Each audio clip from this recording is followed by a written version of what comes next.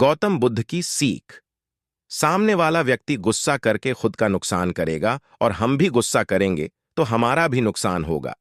गुस्सा एक ऐसी बुराई है जिसकी वजह से हमारी सोचने समझने की शक्ति खत्म हो जाती है। इसलिए इस बुराई से बचना चाहिए। जब एक ही समय पर दो लोग गुस्सा हो जाते हैं तो विवाद बहुत बढ़ जाता है। जब सामने वाला व्यक्ति गुस्सा करता है तो हमें शांत रहना चाहिए।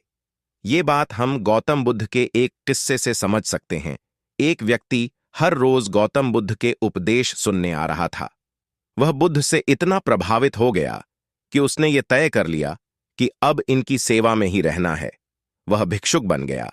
वह व्यक्ति एक प्रतिष्ठित परिवार से था। जब वह भिक्षुक बन गया तो उसके घर में हंगामा हो गया। उसका एक रिश्तेदार इस बात से बहुत गुस्सा हो गया। बुद्ध उपदेश दे रहे थे, कई लोग उनकी बातें सुन रहे थे। उस समय वह व्यक्ति गुस्से में बुद्ध के पास पहुंच गया। गुस्से में व्यक्ति ने चिल्लाना शुरू कर दिया और वह बुद्ध को भला बुरा कहने लगा। जो लोग बुद्ध के उपदेश सुनने के लिए बैठे हुए थे वे बेचैन हो गए। गुस्से में वह व्यक्ति बुद्ध को गालियां भी दे रहा था। गाली देने वाला व्यक्ति थोड़ी देर बाद थक गया। तब बुद्ध ने उससे पूछा कि आपको जो कहना था वह आप कह चुके। उस व्यक्ति ने कहा कि हां, मैं कह चुका। बुद्ध बोले कि जब आपके घर कोई मेहमान आता है तो आप क्या करते हैं? उस व्यक्ति ने कहा कि हम मेहमान का स्वागत करते हैं, उसका स्वागत करते हैं। कोई नादान ही होगा जो अतिथि का सत्कार नहीं करेगा।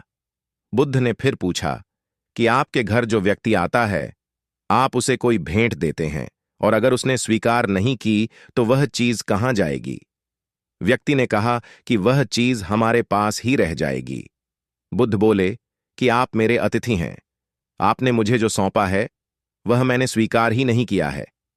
जितने अपशब्द और गालियां आपने मुझे दी हैं मैंने स्वीकार नहीं की तो वह किसके पास गईं? आपके पास ही रह गई हैं। बुद्ध की बातें सुनकर उस व्यक्ति का गुस्सा शांत हो गया।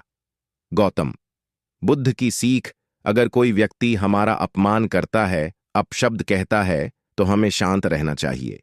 ऐसी बातें स्वीकार ही नहीं करनी चाहिए, क्योंकि अगर हम ऐसी बातें स्वीकार करेंगे तो हमें भी गुस्सा आएगा। सामने वाला व्यक्ति गुस्सा करके खुद का नुकसान कर लेता है, हम भी गुस्सा करेंगे तो हमारा भी नुकसान हो जाएगा। इसलिए हमें गुस्सा को काबू रखना चाहिए और दूसरों के गुस्से का सामना शांति से करना चाहिए।